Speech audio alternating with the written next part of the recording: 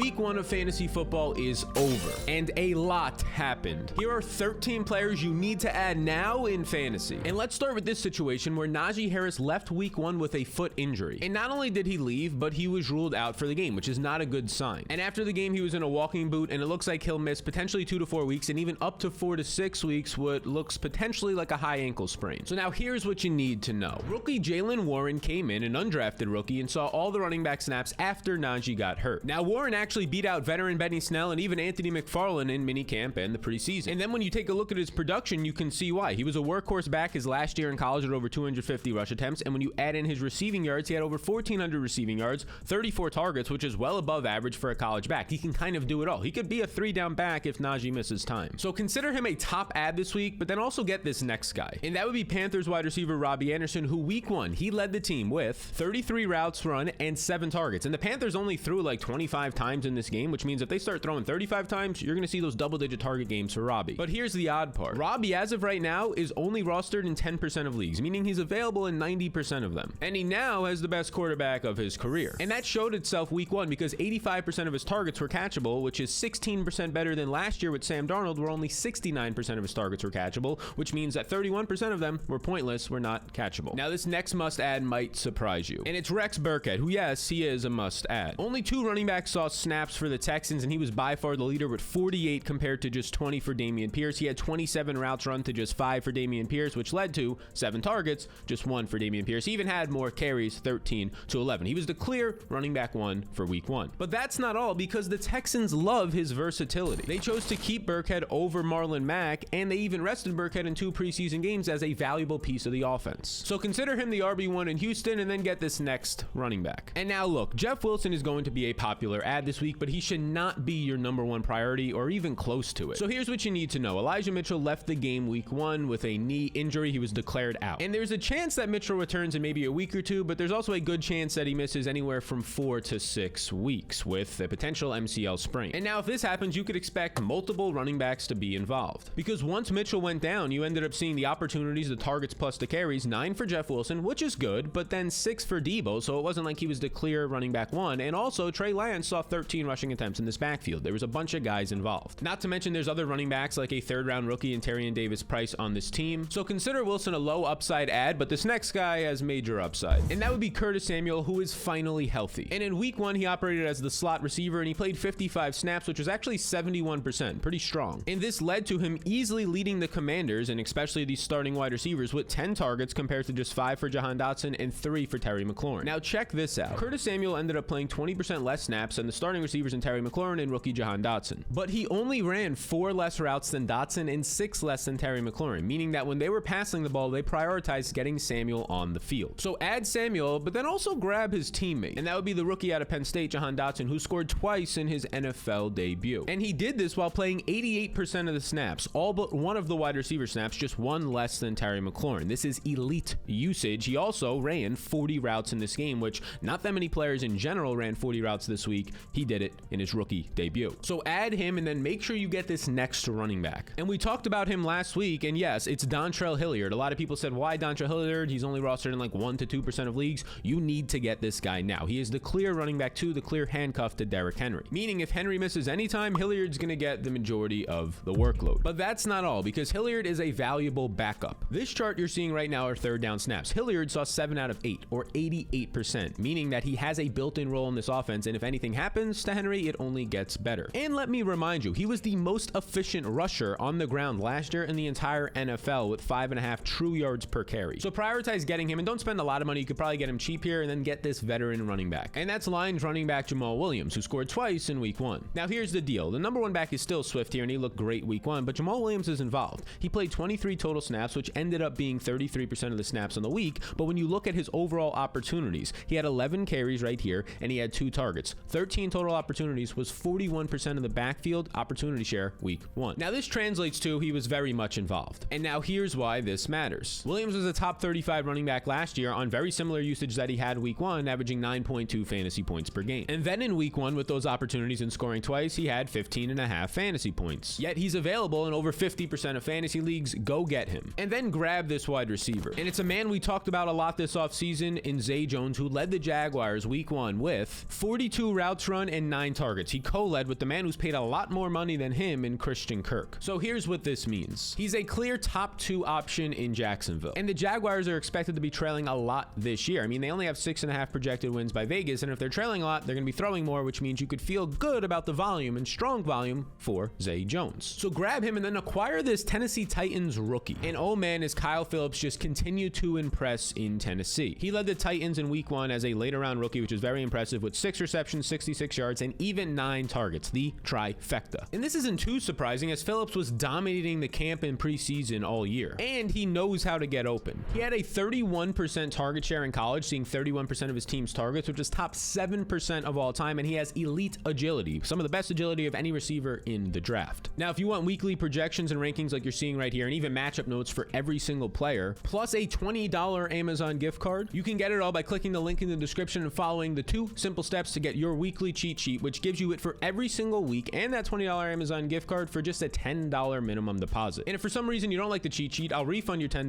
minimum deposit. You can keep the $20 Amazon gift card, and you can keep the cheat sheet every week of the year. That's right. This is absolutely risk-free for you beautiful people. So if you want to join the thousands of other people who are using the weekly cheat sheet, click the link in the description to learn more. All right, so you want to add Kyle Phillips, who might be the #1 wide receiver in Tennessee, especially in deeper leagues, and then you want this next running back. And that's Bears second-year player Khalil Herbert, who in week 1, he actually scored as the backup out there 10.8 fantasy points, which is solid. And he did this on just 29% of the snaps. But here's the thing. On just 29% of the snaps, he saw 9 carries, which is 35% of the rushing attempts between the running backs, which is more than he saw any week last year when Montgomery was healthy. And on 8 less carries than Montgomery, he ended up scoring a touchdown, and he saw 19 more rushing yards. He was a lot more productive. So get ahead of this one and add Herbert now. And do the same with this next running back. And that would be Eno Benjamin, who was the clear running back 2 in Arizona week 1. In fact, he was the only other running back to see a snap behind James Conner. Benjamin saw 22 snaps, which translates to about 34% of the snap share in week 1, which is pretty significant. And it led to 7 opportunities. So grab him because James Conner is injury prone, and then add this Chargers wide receiver. So Keenan Allen left week 1 with a hamstring injury, and he did not return. And now they're playing on a short week, and Keenan Allen himself said it's a small possibility that he'll be able to play Thursday night. And Keenan Allen out of the game led to Josh Palmer being the #2 receiver, operating in 2 wide receiver sets, and he ended up seeing 51% of the snaps, second on the team, and 26 routes run, second on the team. Now this means he's a clear top 2 option for Justin Herbert if Allen misses time. So these have been 13 players you must add week 1. And if this video was helpful for you and you enjoy this content and want to see more, be sure to hit subscribe. And have a beautiful day, you beautiful people.